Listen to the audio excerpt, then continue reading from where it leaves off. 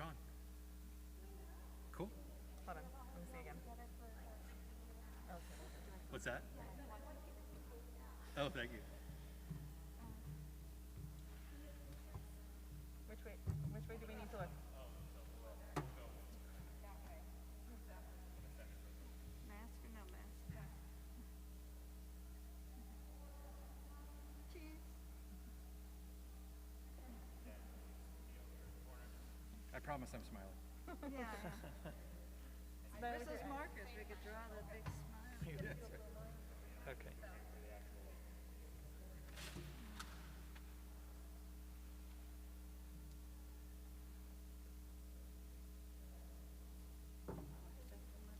Thank you. Those lights are right. Oh boy. Good afternoon, everybody, and welcome to On Beyond Hero, Who's Behind the Mask, exploring identity through graphic novels and story. Before we start, how many people out there are educators? Oh, interesting. Parents? All right, just here for the fun of it? All right. Woo! My name is Lisa Harrison. I am a middle school educator at Rancho Minerva Middle School in Vista, California. And I'm just going to go down the line here and have everyone introduce yourself. So, Andrew, I'll have you start. Hi, I'm Andrew Hudson, and I'm also a teacher at Rancho Minerva Middle School. I teach mostly 8th grade English language arts and an elective now called Making Comics. I'm Nicole Santangelo. I also teach at Rancho Minerva Middle School. I mostly teach art, but I teach other STEM style where it's like art meets science. Hi, I'm Lucas Turnbloom. Sorry about that. That was a little loud. I am an author and illustrator. My latest book is through Crown Random House. It's called Steve L. McEvil. It's about a little kid who wants to be a super villain, but is kind of met with some challenges. And I'm Diane deGroat, and I'm the author-illustrator of The Adventures of Robo-Kid. It's a picture book. Why am I sitting here? It's actually a hybrid because I couldn't do a whole graphic novel. I tried. I really tried, and I gave up after a year or two. And I was probably making about 10 cents an hour working on a graphic novel. So since my forte is picture books, and I tried the graphic novel, couldn't do it, I decided to do a hybrid. So it's the picture book audience, that really is my audience, ages 4 to 6. And so it is actually a picture book and a graphic novel. There are 2 stories, 2 art styles, 2 different worlds at the same time within the book until they come together. For very young readers, it's an early introduction to sequential art and balloons and speech bubbles. So I'm at the other end of the age group here, but I'll be happy to defend it. All right. Do you want to talk a little bit about identity in your book? In and my how? book? Yeah. When we're speaking on the subject of masks, we all have a mask hiding something, but kids who may appear strong and brave, that's the mask they wear, but inside they may have lots of fears and they're a big marshmallow. In my book, Henry is the one who is very fearful.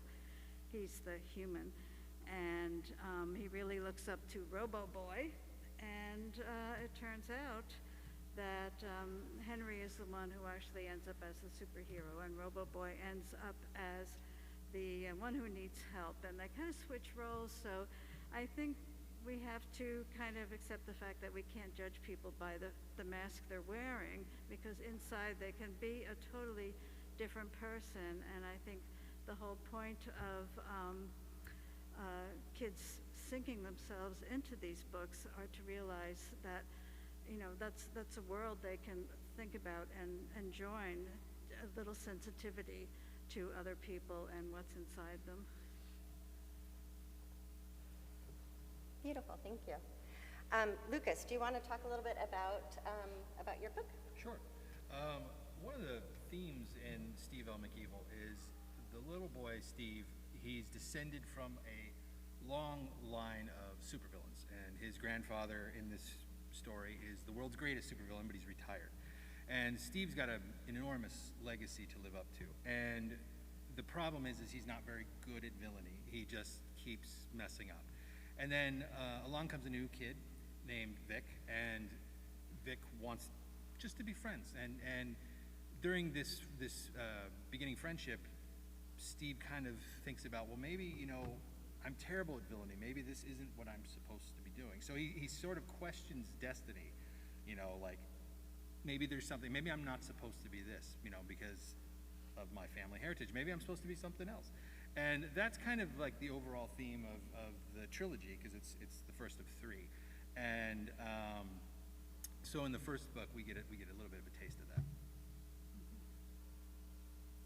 Fantastic. Okay, those are our two authors in the panel, and we're going to come back to them in a few minutes and talk about how these books can be used in the classroom.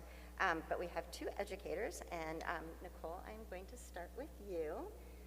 Okay, so if you are interested in any of these resources, I put links in our slideshow, which we can make available. We have a tiny URL for that. So if you're interested in any of the resources, I put it in Google Files, and you're welcome to use and adapt and change and steal whatever you want to from that. So if you go to the next one. So we did in my class this year, we decided to look at the anatomy of a superhero. So I teach mostly art. And in the class, what we did was we looked at like different comic books and graphic novels, and we looked at how a lot of superheroes have baggage, and that's what kind of makes them super, is their ability to overcome some kind of tragedy or overcome some kind of trauma. And so what we did was we realized that a lot of the superheroes are not just masking their identities, they're masking who they are underneath. So it's kind of similar to what you were talking about, Diane, with the masks. And so I took that and turned it into an art project. Go ahead on the next one. And so we talked about how the kids themselves are sometimes one way on the outside and then another way on the inside. So I had them think about the masks that they're putting out there toward the world and the things that they're feeling on the inside. And a lot of my students got a lot deeper than I expected them to. Some things came out that I was very impressed that they were willing to share and feel okay with. And I scaffolded it where they could do it as symbols or just words for themselves, so it didn't have to be something that I understood, but as long as it was something they understood. And at the end result, we made masks. And so in the superhero masks, they needed to put something that they are on the outside, and in the eyes, they needed to put something that they are on the inside. So these are a couple of the projects that we did this year. So these are all from students. They're all 7th and 8th graders. My favorite one is the one in the top right. So I had a girl who was very questioning her gender identity, and it's partially because her friends were all questioning her gender identity. And so on the outside, she was being very, like she was a part of the Rainbow Club, and she was putting herself out there as, I think she was considering herself bisexual at that point. And she was putting herself out there as that, and then she realized that on the inside she's not gay, but it was almost because of who her friends were, it was not cool. And so she was having a hard time with her gender identity, which I thought was really interesting that she was putting that out there to the world. In fact, I sent this to be on display at our district office, and I had the superintendent text my principal trying to figure out what was happening here, and it was like, I'm giving her platform to speak on who she is, and this is what's going on, and then they supported it. But I did get a little bit of pushback at the first, but I was just proud of her for being honest. For this, being 13 is hard. I mean, 12 is hard, and trying to figure out who you are is hard. So this art project was able to bring out a lot of these students trying to figure out who they are and then who they want to present to the world, especially with social media, because the social media identity is also different from their school identity and their personal. There's so many things happening and so many layers. So it was a really fun discovery in a way of kind of the students to really think about who they are and who they're becoming. Thank you. All right, our second teacher is Andrew Hudson. Hello. And so, yeah, you go ahead and go to the next slide. I just put together a little slide about my, who I am and what I do. So, I've been enthralled by all manner of storytelling my whole life, whether it's oral or written or visual or musical. And I've been teaching English language arts in California public secondary schools for the past 25 years. And I've been a sci-fi, fantasy geek, and comic book collector since I was about 11 years old. Never really grew up. And 2 years ago, I jumped at the chance to create an elective at our middle school, teaching kids how to make their own comics from scratch. And so in terms of identity, I just had a little list of things that I brainstormed about how it is for middle schoolers. That's going to maybe reiterate some of what we've heard already from Nicole. That middle schoolers are, can tend to be kind of tough or have a cool veneer on the outside, so that's part of the mask. And it's an awkward time. They're just starting to experiment with identity in ways including what Nicole talked about. But my class has been an opportunity for students to express themselves in a way that I think they've been unable to otherwise by creating comics from the beginning all the way through. I'll talk a little bit about the steps.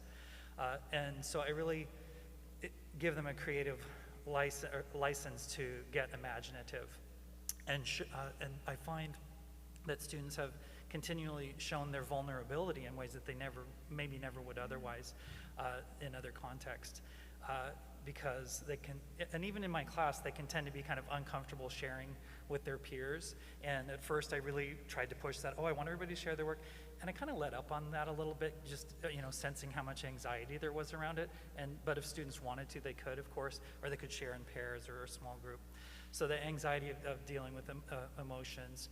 But comics has been a way for them to process their emotions and also to show their quirky humor and their fears and their anxieties. The premise of the class is basically, it's a creative, artistic class, but they take control as the author of their own story, which is very empowering. So next slide, please. So, oops, let me see. I'm looking at it online as well here. So I start off in the year with sort of the basics of the anatomy of a comic book page, and I use a lot of texts from professionals. Like this one here is a book by Stan Lee and John Buscema about making comics the Marvel way, which I don't push students to do, but it really goes through all the stuff that goes with the nuts and bolts of a comic are. So splash page, open letters, panels, gutters, all that kind of thing. Next slide, please. And then I move into the basic steps for making comics, from brainstorming to scripting, thumbnailing, which is creating little pictures before you move on to penciling, and then lettering, inking, coloring, and even publishing. So publishing, I photocopy their work. Binding is basically, if it's a half sheet of paper, we fold them over in just 2 staples like you have on a normal comic. And then inking, coloring, and, I already said theirs. But we also sent work from our elective classes to San Diego County Fair, and I'm interested in getting them involved in other contests and moving on to webcomics next year too. Next one, please. So the basic materials for making comics. I know we don't have many educators in here, so I think I'll just move on, but it's just talking about all the things that you would need to make it. Additional materials, we could skip that one too. Like I was saying, I use a lot of high quality work as examples, so this is all available to anybody who wants to access these later too. From Gary Larson and Dan Ferraro, who did single panel comics, to great strip artists like Charles M. Schultz for Peanuts, Bill Watterson, Linda Berry, who I love, and then of course some of the industry greats, Stan Lee and so on. When I get down to the lower list, like Neil Gaiman and Alan Moore, who are writers, not artists, but they kind of revolutionized the whole comic industry and brought comics into a level of respectability that I think was lacking before. It was more for kids and made it more for adults.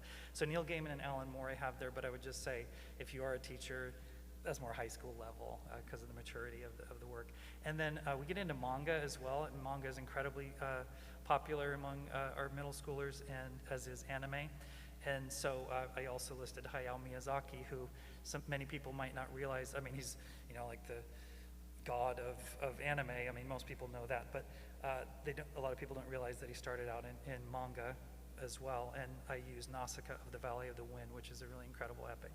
Next one, please. So I'm just going to skip on through to some of the student work. These are a couple single panel comics. This one I wanted to focus on in particular because it really gets at, again, the emotional intensity of my students. Single panel of an eye just starting to tear up. In the reflection of the iris, you see these two hands holding it. It just says, why? I was supposed to do that. Love that one. A 4-panel comic, again, identity coming out through students, humor. In science class, they must have learned about Isaac Newton and the discovery of gravity, but kind of confusing discovery and invention. So it's like, year 1666, apple drops, gravity. And then the bottom 2 panels, people before 1666, they're just kind of floating around on clouds. And on the right-hand side, how's life? Floaty. That's so middle school and so awesome. Skip ahead. I'll wrap up now because I want to make sure we have time. But if you look through to the end, I was going to talk about an example project I do called Superhero Comics, where it was a great way for students to explore identity and express themselves through their alter ego of a larger-than-life protagonist or villain. One girl came up to me kind of shyly and said, "Mr. Hudson, can I pick a villain instead of a superhero?" I'm like, "Go for it." Great kid, and she did an amazing job. I break down the process into a sequence of lessons and model work. So the screenshot I have listed on the right is from my playlist from Canvas. And so, I just have, you could just quickly zip through some of the example pictures, but it's just incredible work that they did on these 8-page mini comics. They're like half-size page. Thank you. Oh, sorry, one last thing, real quick. At the very end of it, I just have a call to the very last slide, an invitation to collaborate, that I look forward to sharing lessons and resources and ideas with others who want to help kids create original comics, sequential art, and graphic storytelling. And if you're interested, feel free to contact me. My email's there. Thanks. And again, for the people who came in after we started, I will go back to the first slide. There is a tiny URL with a link to this presentation, and in the presentation are links to all of the resources that we have for you. So again, my name is Lisa Harrison. I teach computer science at Rancho Minerva Middle School to 6th, 7th, and 8th graders. And we do something very similar to creating the comics. We start out talking about the heroes or main characters that are in stories and what they have in common. And the students very quickly, after looking at slides of pictures, come up with the fact that there is loss or hardship behind all of their favorite characters. And based on that, I have them create a character Bible from scratch. Start out with a name, a gender, identity. What is the hardship they went through? Do they have special powers? Do they have friends? So they create this character. And then give them the opportunity to make that character digitally in a program called Pixel App that they can use to do several different iterations of that character so that it provides an opportunity for animation. We then have them storyboard and then put them into a program called Scratch. I didn't see if this was going to work. Let's see. So Scratch is a great program. It's open source. It's created by the people at MIT, lifelong kindergarten learners. It's scratch.mit.edu. Anybody can make a login. It's simple enough for someone in elementary can use, but complex enough that a high school student can make something like a game, like a Galaga game, which is very complex. One of the easiest ways that we found for them to create their animation is to do it in panels. So this is an example of a panel where they've created their 2 sprites in Pixel App, and then when you click on the pink arrow, it takes them to the next panel. And then within this slide, there are other examples of student work.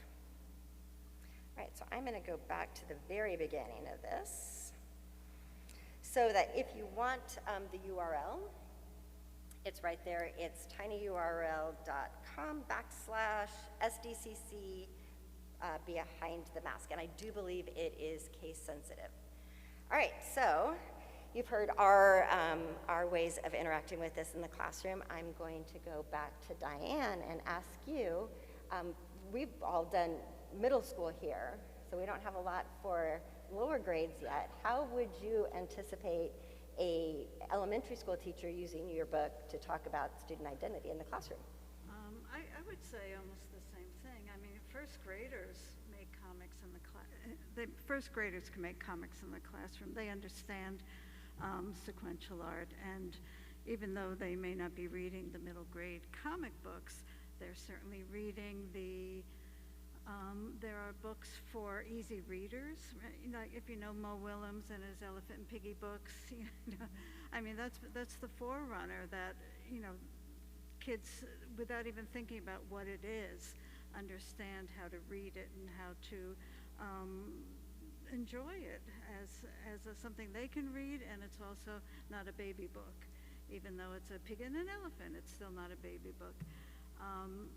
So I think there also the publishers many are starting new imprints now for graphic novels, and we're talking about all ages too, for even let's say 5-year-olds, that can work for them too. And so that sort of leads us to believe that this will be around for a while, and they will be in schools and libraries, and without too much problem, other than the fact that some librarians may still believe that comics are not appropriate. Well, maybe some of them are not, but let's say if the kids are reading, especially the reluctant readers and the very early grades, of course, it's just a wonderful thing that they have a book in their hand instead of a screen. So enjoy. Lucas, how about for your book? How do you envision teachers using this in a classroom? Well, it's a very silly theme. It's, obviously it's supervillains, superheroes. But like I said earlier, the overall theme is identity. Steve is trying to figure out who he is. I mean, he comes from a long line of supervillains, but maybe that's not him. Maybe he's been pursuing this and this just isn't it. And he surrounds himself with, reluctantly, a group of friends, because he's kind of his own person. He has his evil robot and that's all he needs. But his friends are like, well, perhaps villainy isn't something you should pursue. Have you ever considered good? So that overall thing, like I said, it's very silly, it's very approachable, and with the graphic novel format, kids love it. They love manga, they love graphic novels, and they eat it up. So the silly theme in this can very easily be applied to deeper issues or deeper subject matter. So I think that's one thing that teachers can absolutely use this book for. I mean, it's the overall theme is identity. So. All right, so pitfalls in the classroom. Do we have any teachers in here now? Okay, so we're going to go ahead and do this. I know that when I go into a computer science classroom and I ask students to be creative and come up with ideas, the students who chose to be in a computer science classroom don't necessarily identify themselves as creative. So one of the things that I have to focus on is giving them the space to have creativity and make it a safe place in the classroom. Time is sometimes something that they need. And so that's one of the pitfalls in the way that I overcome that. So I'm going to go down the line this way. Pitfalls for classroom use. Andrew. Yeah. Could we go back to the slide, this one here, example project superhero comics? It's right near the end of it, example project for superhero comics, because there's pitfalls in each one of these steps. Right from the first one, where I asked them to brainstorm powers, abilities, and origins, and I'll just piggyback on what you said. A lot of kids just don't feel confident about being creative, and it takes time, and even towards even though this is sort of a culminating activity later on, there are kids who just run with it immediately, and then there are the kids who need a little bit of coaxing or just helping them brainstorm, and then there are those who are just like, I can't think of anything. So that pitfall for me is being just the only teacher in the classroom and being able to reach everybody. And the kids who can go on their own, great, but really being able to help those kids who have a hard time getting up and going, because the other big pitfall in a course like this is, it really should be called comic production, because there are deadlines. They have to, the assignments have deadlines, and we're moving on to the next thing.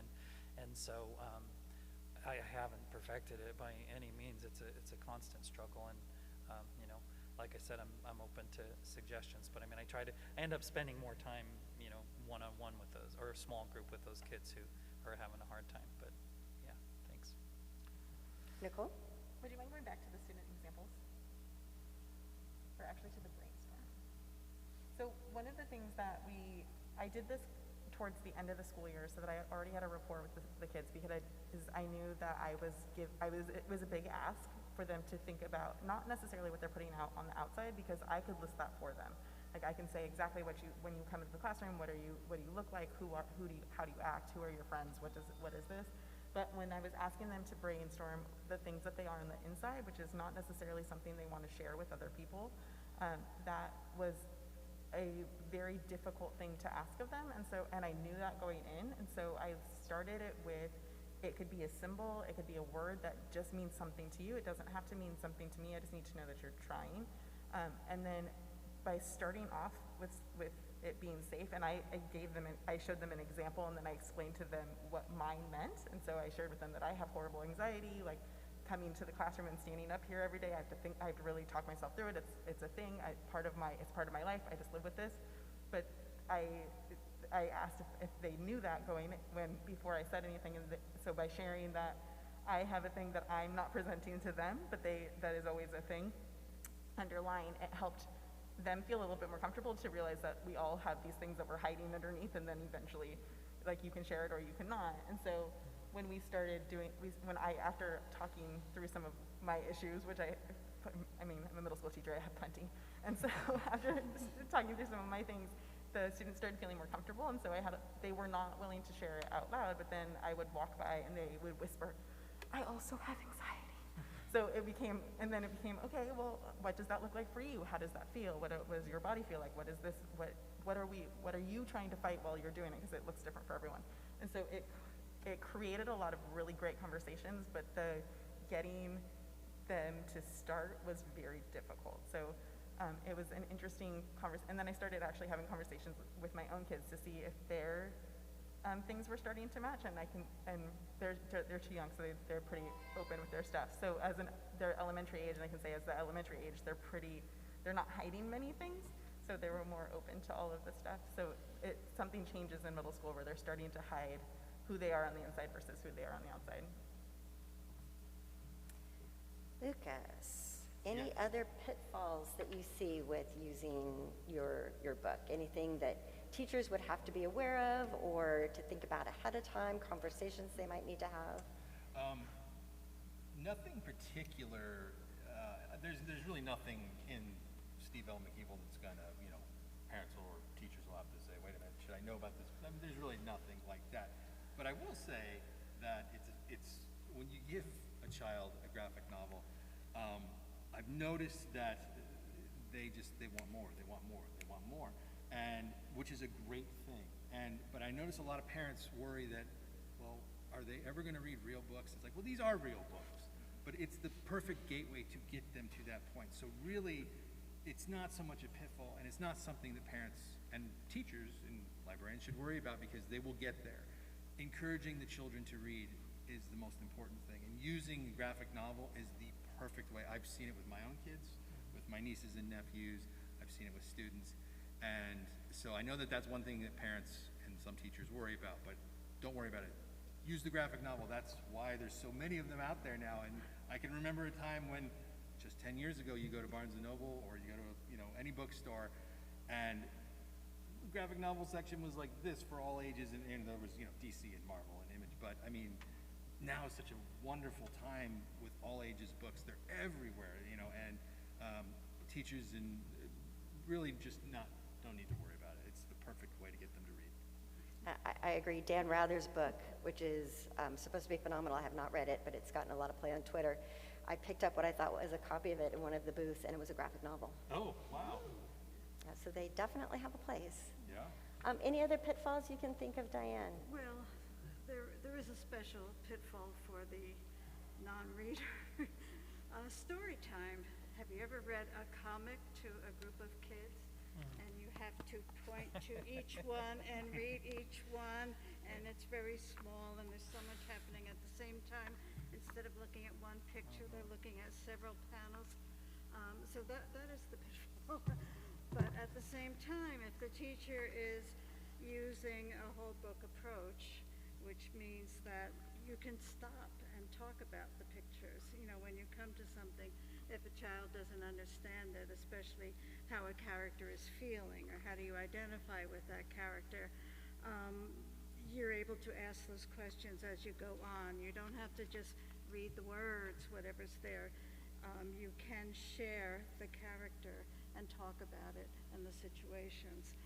So if you're a good storyteller and a good holder of books, you will be able to share even if the kids cannot read it themselves. Yes. Our fabulous authors have done other things besides the books that are in front of them.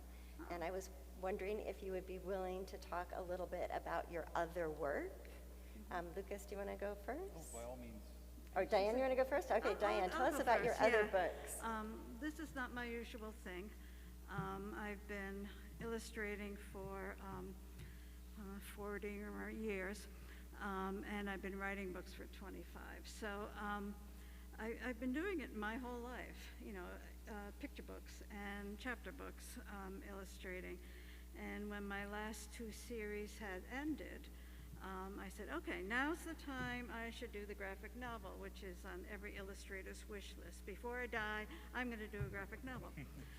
Well, I think I mentioned I tried, and it didn't work out. So I found my forte in picture books, but also changing a completely different style. Lately, especially during the pandemic, I've been doing a lot of figure drawing, life drawing with charcoal. And that's my favorite medium, charcoal. And how does that fit into a picture book? Well, it can. These drawings are done in charcoal, believe it or not. And I just love the feel of it on real paper. So it's not totally digital. So after doing the drawings, then I can scan them in and do all the coloring digitally. So I was able to use a whole new medium, a whole new format, and a whole new story with a different emotional level too. So this is a new chapter for me, and hopefully there will be more of them. Oh, that's going to be my next question, so hold on to that. We'll ask the publisher. Lucas, what else do you have going on? Okay, so besides the Steve L. McKeeble series that I'm working on right now, I also do the Dream Jumper graphic novels. I am the co-author and illustrator on those, and those are through Scholastic Graphics. And there are 2 of those, and people ask us, where's the 3rd book in the trilogy? And I say, it's done. We're just waiting. So you have to ask Scholastic. So I do those, and I've done a picture book called Dragon and Captain. That came out a few years ago. It's just a silly book, very much like Calvin and Hobbes, where except for the 2 little boys are, it's 2 boys instead of the boy and the tiger. And I also do a webcomic called How to Cat, which is what this is. And some of you may be familiar with it. It is by far the most popular thing I've ever done, and I promise I will get a book out someday. If there's any publishers out there, please talk to me, because it's been a chore, but it's coming. So. And until that's published, how do they see these? Oh, yes. So How to Cat, it's an exclusive social media comic. So it's on Facebook, Twitter, Instagram, and TikTok, kind of. But it's just my name. It's at Lucas Turnblum. That's where you find it. Or if you Google How to Cat, you'll see a million of them pop up on BuzzFeed or Board Panda and all those other sites like that. And if you have trouble finding it, you can come up to us at the end, and we'll help you find it on Instagram. All right, so my last question for the authors is, what's next? What do you have in the works? Well, I am thinking about a sequel, if I'm allowed. I also have several other book dummies for picture books, independent ones that I will be working on and putting final touches for submitting. So it'll either be another picture book or it'll be a sequel to Robo-Kid. So in the book, Robo-Kid comes out into the real world and meets Henry, but in sequels, it'll be really cool if Robo-Kid can come out into the real world and meet other kids with other problems and in different situations. So he's really the center of the story. And I think in the next one, I see Henry has a dog who's always there. Robo-Kid has a dog also. It'd be really cool if the dog comes with him into the real world and gets into kind of trouble there. So we could expand on the characters. I love that. Lucas, what do you got going on? I am currently illustrating the second book. It's written. We're drawing it. The cover I just got approved. My colorist will get it very soon, and then I just drafted book 3, and everybody's happy with it, so I'll be working on that immediately after book 2. And I probably shouldn't even say it because it's in such early stages, but I am doing a picture book, which I have no time on it, but I'm just illustrating it, and I can't really say who the writer is, but it's somebody really cool. So I know that's a terrible tease, but she would absolutely kill me if I said it. But so that'll be coming after, I believe, the third McEvil book. So we'll see. Fingers crossed. All right, before I ask for questions, does anybody from the panel have anything else they want to add for our audience? I am doing, if anybody's interested, I am doing some signings this weekend after my next 3 panels over in the convention center. And I will be posting, it's all on my social media feed, so it's at Lucas Turnbloom. I will post where and what time. And so hopefully you can come by, say hi, maybe get a cat sketch, or hopefully buy a book. And I will be signing at 4:30 under the sails. So hopefully that'll be there. I have one more thing, yeah.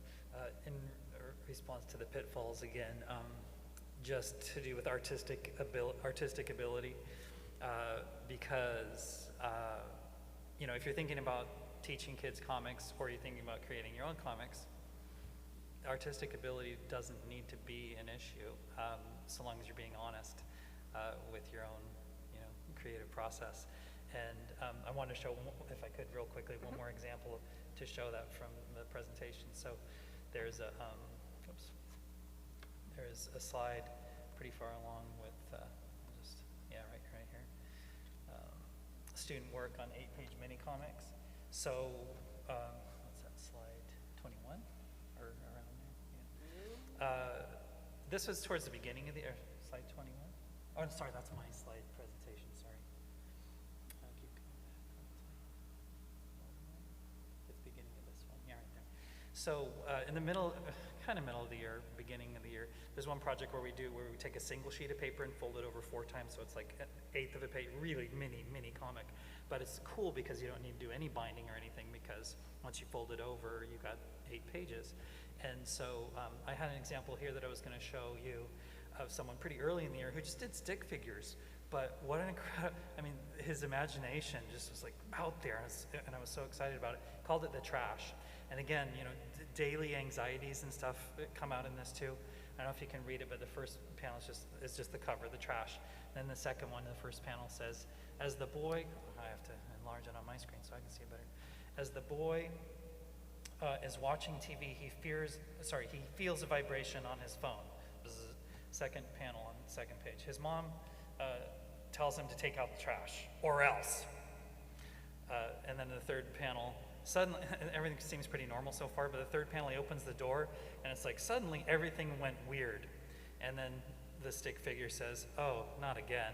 And the birds are flying upside down, and the mountains are upside down. He's got the trash in hand. Next one.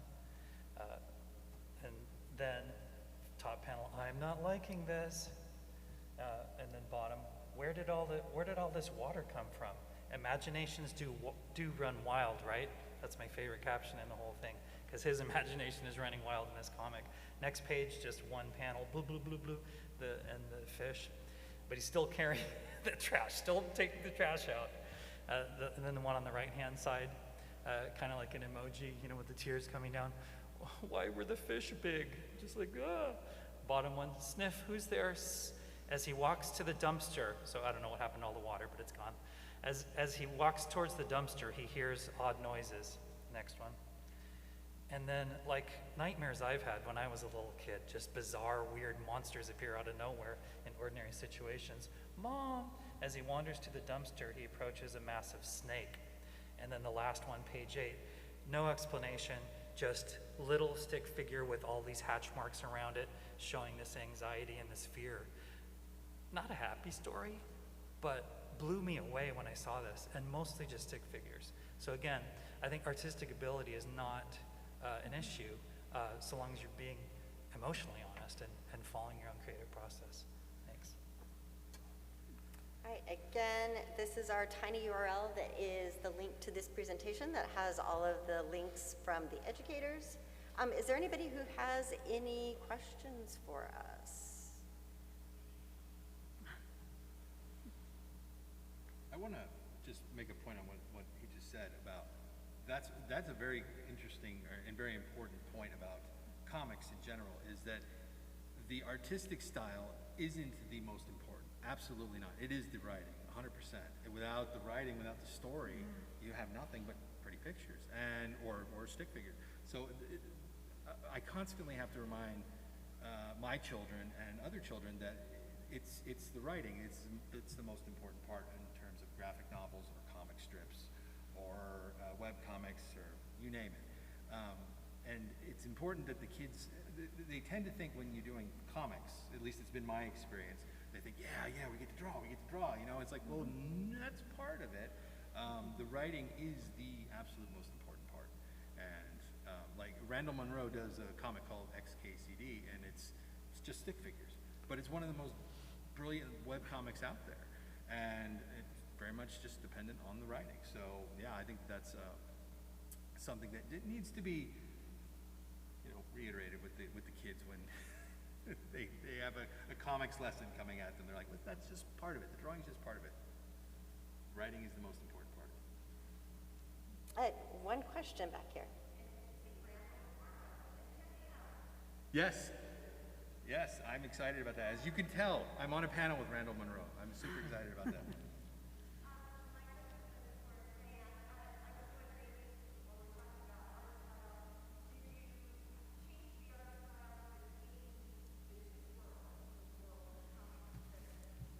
Yeah, they're two, right. Yeah, it was important to differentiate between the two worlds.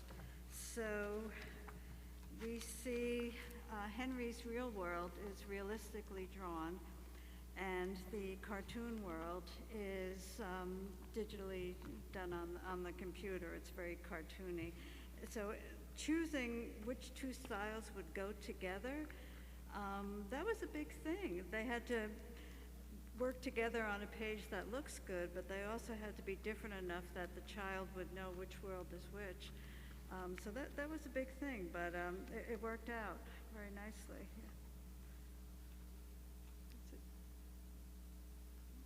Yeah. Any other questions from our audience? All right, so then I'm going to wrap it up with a reminder that we have a signing with Diane at what time? 4:30.